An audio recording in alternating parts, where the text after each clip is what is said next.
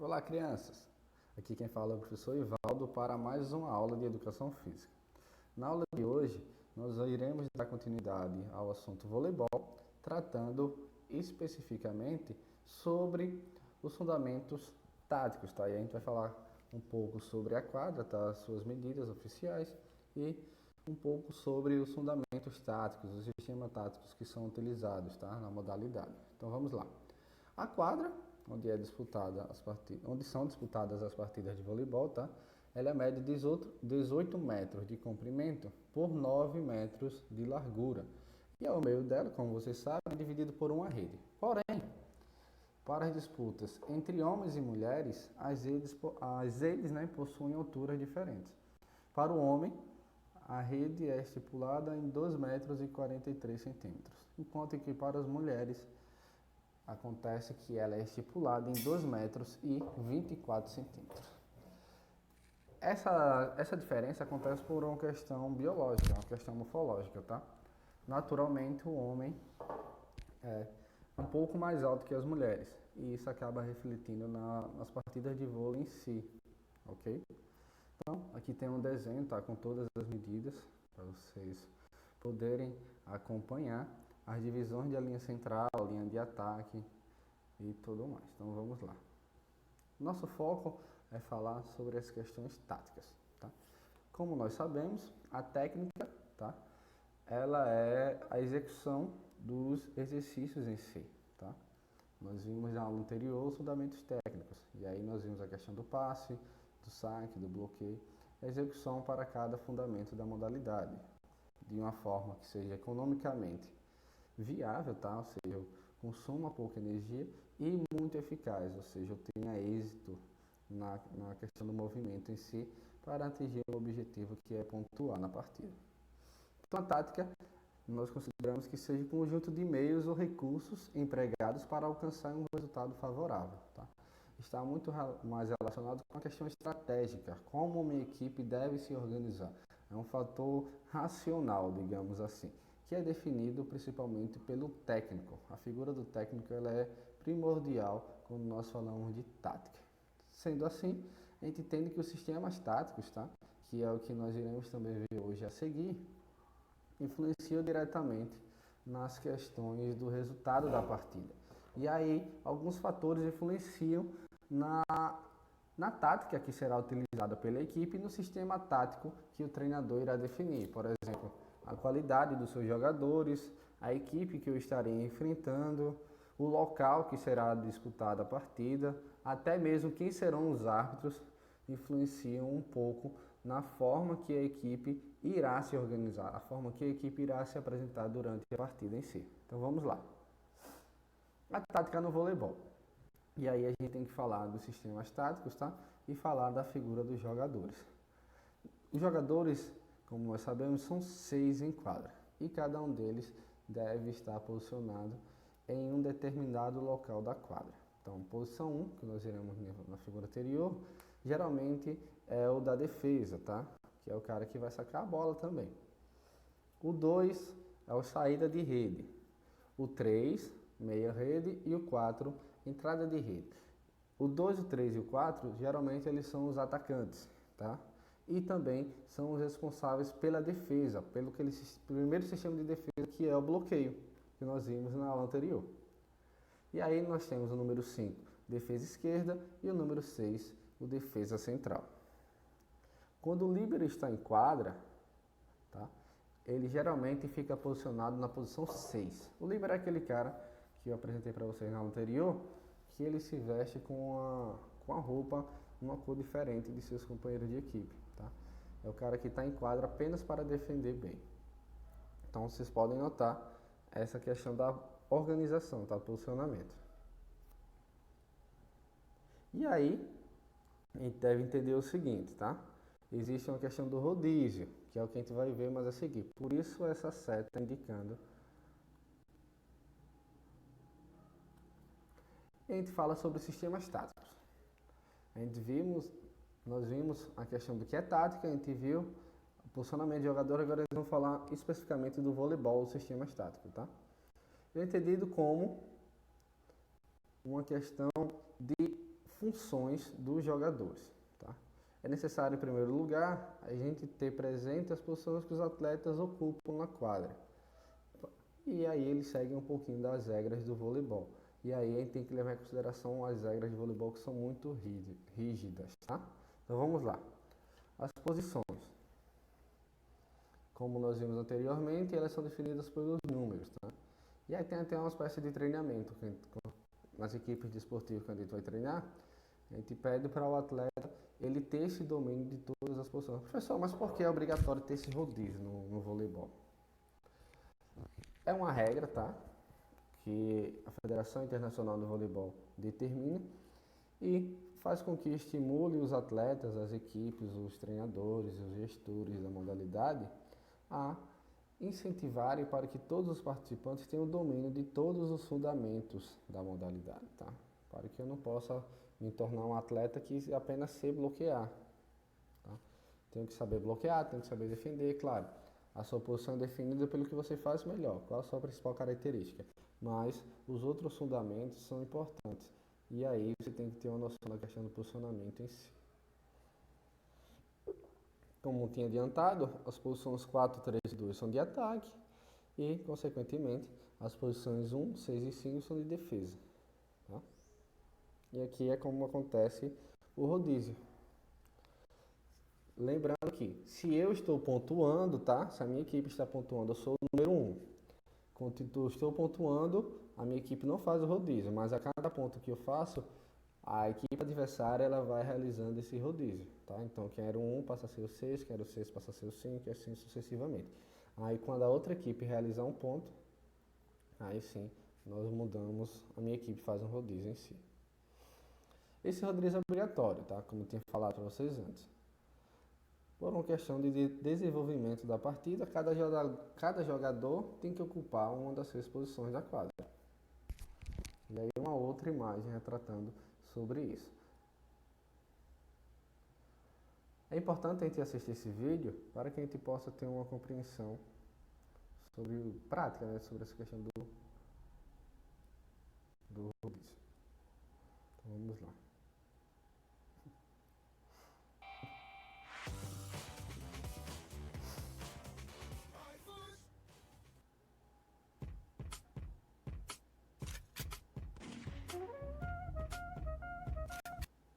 Salve, salve, amigos e amigas do canal Dicas Educação Física. No vídeo de hoje nós vamos falar sobre posições. Depois você assiste na completa, tá? As posições não estão marcadas Esse na quadra, vídeo, você não vai ver lá. para que vocês Na possam quadra ter de uma vôlei. compreensão melhor. Você E ele vai entra o jogador retratando H de uma forma entrada mais de rede, ele profunda, entrou na como rede. funciona O jogador cada D posicionamento, estava na posição 4, ele vai rodar tá? para a posição 3. O jogador E estava na posição É algo bem complexo. 3. Vamos lá, da continuidade. E aí, a gente entra na questão dos sistemas táticos, falando agora um pouco mais, de uma forma mais profunda, tá?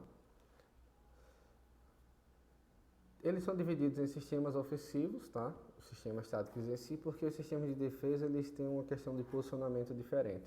A gente vai ver mais adiante. E eles geralmente, tá? Eles são divididos no número de atacantes e o número de levantadores. Os levantadores são geralmente jogadores de defesa, tá? Nessa definição mais simples. Então, o 6-6, tá? Digamos que seja o 6-0, ou o 3-3, 4-2, simples e o 5-1. É o que nós iremos nos aprofundar um pouco sobre o assunto. O primeiro número indica o número de cortadores, ou seja, os atacantes, e o segundo número de levantadores, os defensores. Tá? No sistema de jogo 6-6, todos os jogadores ocupam a função de levantadores e atacantes, ou seja, eles fazem as funções duplas, não havendo a especialização por funções e posições. Ó. Então não está definido quem é atacante, quem é levantador, tá? Eles apenas se posicionam nessa forma, 3 na frente da linha de ataque e 3 atrás, por uma questão da regra em si, pela questão do rodízio que nós vimos anteriormente, tá? Mas de forma geral não. E nós temos apenas essa questão tendo o C aqui centralizado e embaixo o ZL. Geralmente a bola vai para ele, a segunda bola para ele realizar o levantamento. E aí nós temos o sistema 3-3, tá? Aqui embaixo tem um vídeo que fala um pouco sobre esse assunto para ficar mais claro, é importante que vocês vejam. No sistema 3-3, tá? Os cortadores são 3 e levantadores são 3. Na posição inicial desse sistema, a distribuição dos jogadores é realizada intercalando um levantador e um cortador. Ou seja, então nós temos os 3, um levantador, um cortador, um levantador. Os 3 que ficam atrás são o inverso, tá? Um cortador, um levantador e um cortador. Isso acontece porque, como eles estão intercalados, caso a bola venha para mim, eu sou o levantador, e aí eu não tenho tanta habilidade, vou ter muita dificuldade em recepcionar ela, o meu colega está do lado, ele pode vir assumir minha função, e aí eu abro espaço para ele, tá?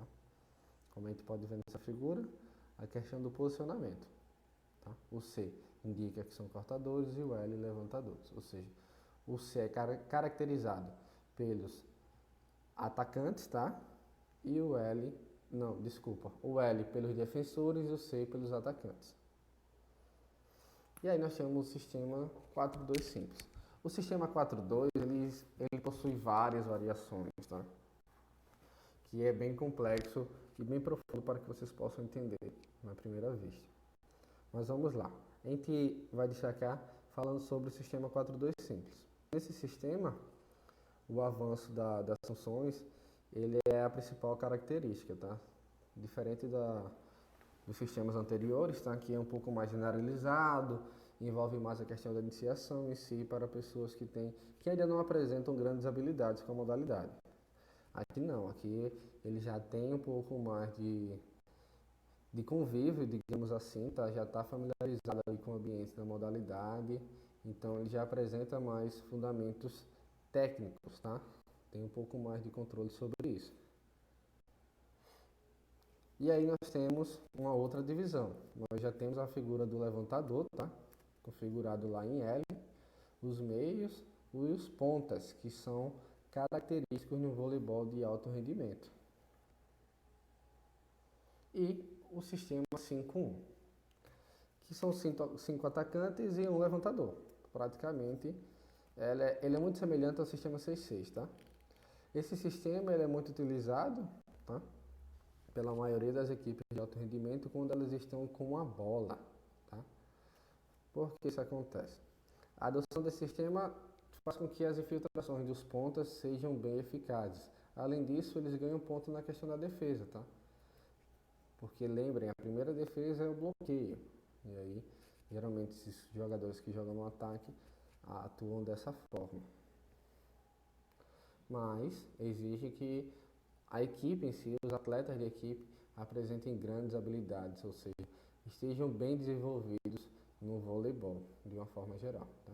E aí nós temos a figura do levantador, em L, o meia, o ponta e o oposto. O ponta e o oposto, tá?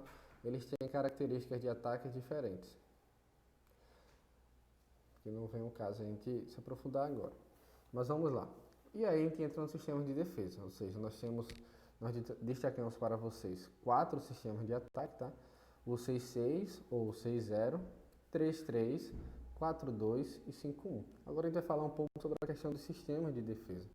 Como que as equipes se organizam na defesa, tá? Vamos lá. Elas podem ser entendidas como uma equipe se organiza para neutralizar um ataque adversário e, na medida do possível, preparar seu contra-ataque, ou seja, eu já me preparo, me organizo para dificultar o máximo possível o ataque da equipe adversária, ao mesmo tempo que tem o benefício de evitar o ataque diretamente no bloqueio ou aquela bola chegar à minha quadra com uma certa facilidade de recepção, que vai facilitar o meu controle do contra-ataque em si. Então vamos lá. Aqui tem a questão do posicionamento para recepcionar a bola, tá? A posição básica e inicial de defesa, no processo de ensino-aprendizagem. Ficam esses 3 mais na frente, tá? Os verdes. E esse vermelho centralizado, ele busca as bolas que estão no fundo. Tá? E aí o segundo passo é o bloqueio. Ataquei para o outro lado, professor. E agora, faço o quê? Os atacantes, tá? Que são aqueles 3 que nós vimos lá no início da aula, número 2, 3 e 4, eles se organizam para o bloqueio. E aí tem as diferentes definições. Ou bloqueio simples, eles vão defender individualmente, tá? Então, como nessa primeira imagem, cada um fica localizado em uma área da quadra, um mais centralizado e um em cada lado, ou bloqueio duplo, onde dois atletas da mesma equipe se unem, tá? Ou seja, ficam parelhos para dificultar ainda mais o ataque do adversário. E o mais avançado, que é o bloqueio triplo. Exige uma sincronia de movimentos perfeita entre os defensores, tá? Que são os atacantes da posição 2, 3 e 4 da equipe que está defendendo. Professor, por que ele é o mais difícil? Porque percebam nessa imagem, tá? Nós temos essas três imagens no canto superior da tela. Essa última imagem, onde os três bloquinhos vermelhos indicam que eles estão ocupando um lado da quadra e o outro lado está completamente vulnerável. Pessoal, mas acontece de atacar em alto rendimento e não tem ninguém para bloquear, é muito difícil que isso aconteça. Pelo menos um consegue chegar, por conta de uma questão de agilidade e atenção na partida, tá? Por esse mesmo motivo, é fundamental que exista, né, uma sincronia no raciocínio mesmo dos seus atletas. Lembra da questão do conceito da tática, tá? Que eu falei para vocês que era algo muito mais acionado, como as equipes, os atletas devem se organizar, devem pensar o jogo e devem jogar a partida. Se tratando de esporte coletivo, é ainda mais importante que isso aconteça, para que eles possam alcançar os resultados que almejam. E aí, eu tenho uma atividade para vocês, tá? Na aula de hoje, nós falamos sobre 4 sistemas de ataque. Sistema 6-0, sistema 3-3, o 6-0 é o 6-6, tá? Sistema 3-3, sistema 4-2 e sistema 5-1. Nós não falamos de uma forma profunda sobre eles, mas a gente conversou e eu apresentei para vocês, tá? A forma de organização dos atletas, tá? Observe o sistema 5-1, tem uma organização diferente do 4-2, que tem uma organização diferente do 3-3, que tem uma organização diferente do 6-6, que é o 6-0, tá? E eu quero que vocês falem sobre quais são as principais diferenças que vocês notaram entre eles. Nós sabemos que temos uma primeira diferença é na questão da função dos jogadores que estão em quadra. Uma segunda diferença é relacionada à questão do nível de exigência desses jogadores, tá? Então, a partir daí, vocês devem estar aprofundando um pouco sobre o assunto. Vocês assistindo os vídeos que estão disponíveis para vocês aqui nessa apresentação, tá? Clicando no link, vocês serão direcionados para o vídeo que fala especificamente sobre esse sistema de ataque em si. E cada sistema de ataque eu deixei um vídeo disponível para vocês, tá? Então, crianças, é isso. Espero que tenham gostado, tá? E eu vou ficando por aqui. Eu tentei não mostrar os vídeos ou diminuir a frequência para que o vídeo possa ficar o mais curto possível. Assim vocês conseguem ter uma dinâmica melhor para assistir. E aí, quando puderem, vocês acessam a apresentação e podem conferir diretamente lá, ok? Então, vou ficando por aqui. Tchau, tchau.